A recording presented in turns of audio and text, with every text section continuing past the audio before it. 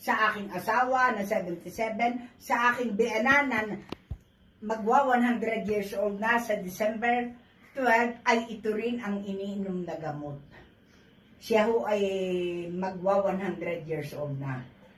Ito rin ho ang iniinom naming mag-anak. Ako, Mrs. Belos, si Dante Belos, si Donald, si Dr. Heidi, si Alay, Dr.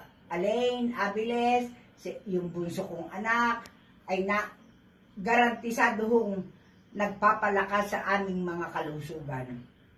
Lalo-lalo na hong biyanan ko, si Guadalupe Be. 100 years old. Magwa 100 years old na, ito rin ho ang iniinom. Nagpapaganda ng kutis, yung Aurora morning, Aurora evening, at yung lahat ng mga laman nitong gamot na ito. Oh, sayaw-sayaw. Oh. Oh, yan, oh, yan. Kaya ko pang sumayaw. Maputi na lang ho ang buho ko. Oh.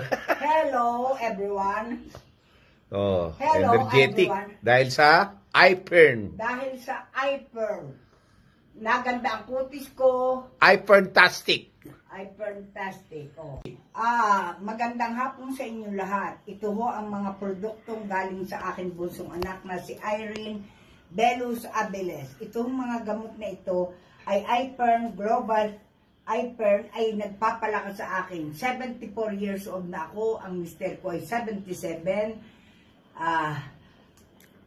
Still, napakalakas pa naming mag-anak. Dahil kami mga member ng iPern. iPern-tastic.